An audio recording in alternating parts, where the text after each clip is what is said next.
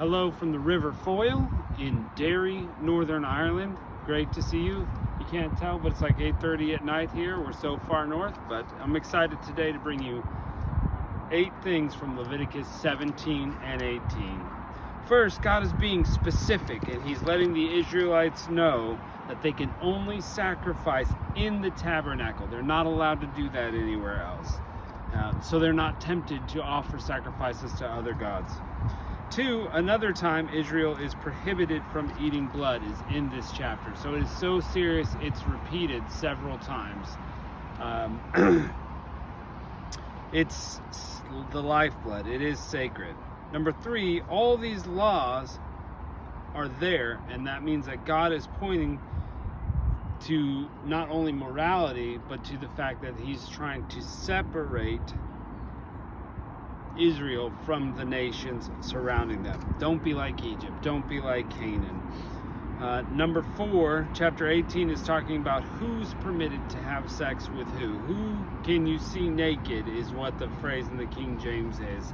And to be perfectly clear, it's allowed between a married biological male and his partner who is a biological female. And for the first time, we also see that some marriages are no longer allowed, and it has to do with close relations. And so that gets defined in this chapter. Number 5, Israelites could not have sex with a woman on her period.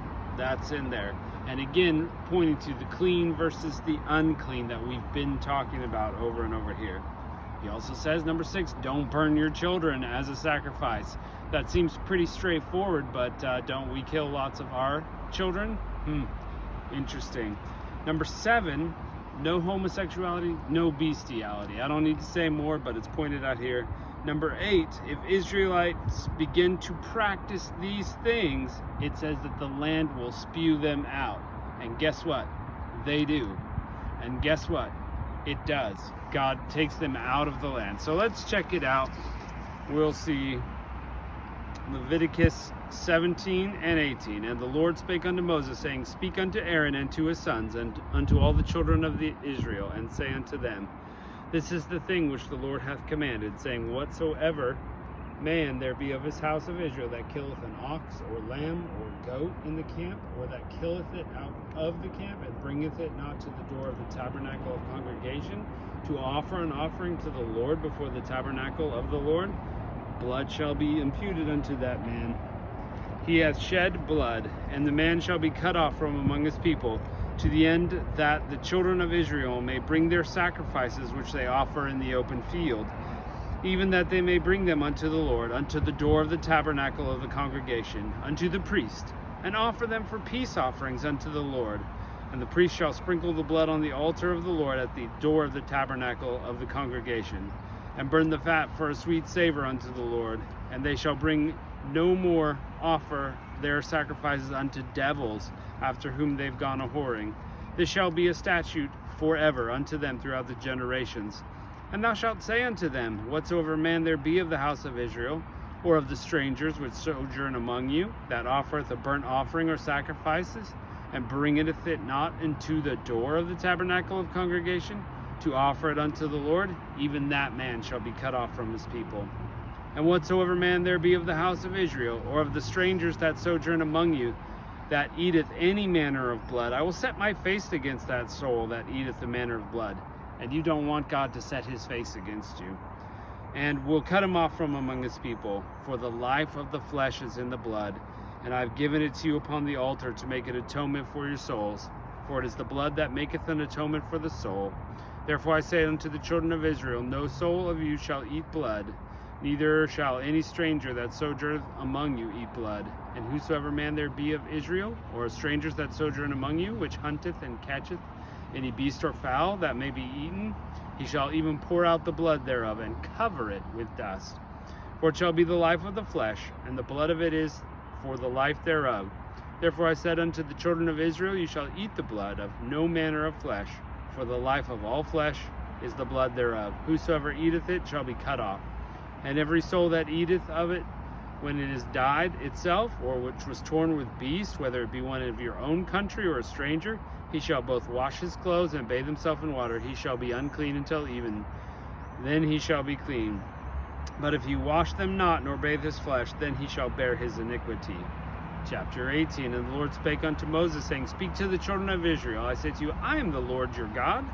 After doing the things of the land of Egypt, wherein you dwelt, shall ye not do? After the doings of the land of Canaan, whither I bring you, shall ye not do? Neither shall you walk in their ordinances. Again, we're holy, we're separate, we're different than they are.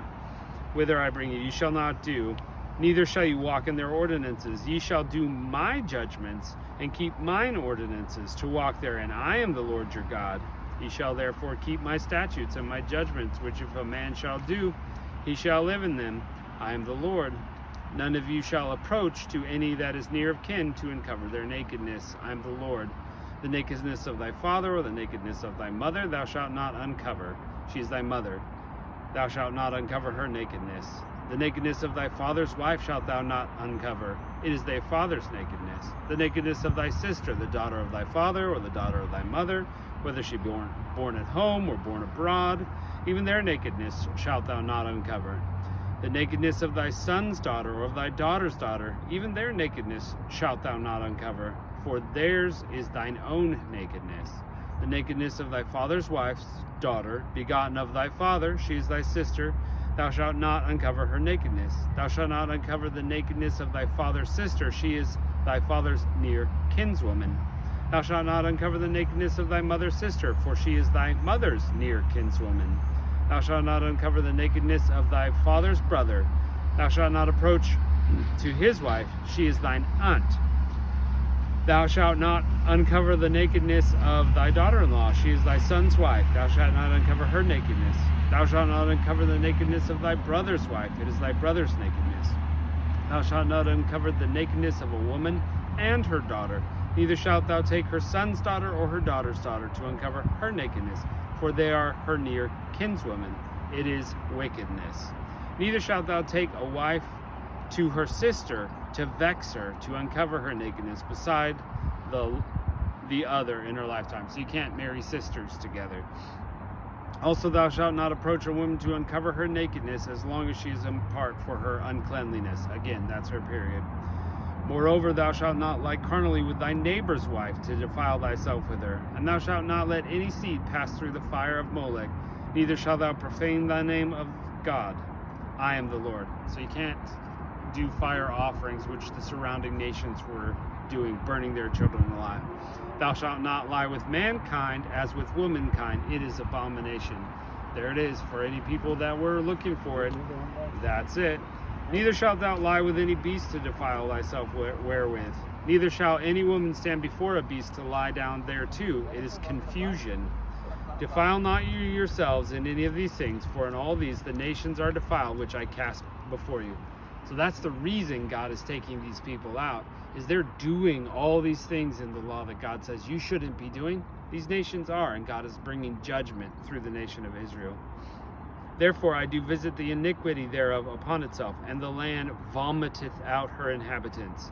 Ye shall therefore keep my statutes and my judgments, and shall not commit any of these abominations, neither you or of your own nation, nor any stranger that sojourneth with you. For all these abominations have the men of the land done, which were before you, and the land is defiled, that the land not spew you out also when you defile it, as it spewed out the nations that were before you.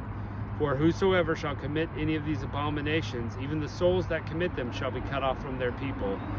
Therefore ye shall keep the ordinance of mine, that ye commit not any of these abominable customs which were committed before you, and that ye defile not yourselves therein. I am the Lord your God. You see, no nation in the history of the world is allowed to continually sin before God with these horrible things that people have done in different cultures, different time periods. When we disobey God, there is a consequences. You will be spewed out. And that's what God is promising to Israel. And the same is still true today. We can be spewed out of the land also if we're not careful. So anyway, that's why we read through this stuff. That's why we see it. I'll catch you next time.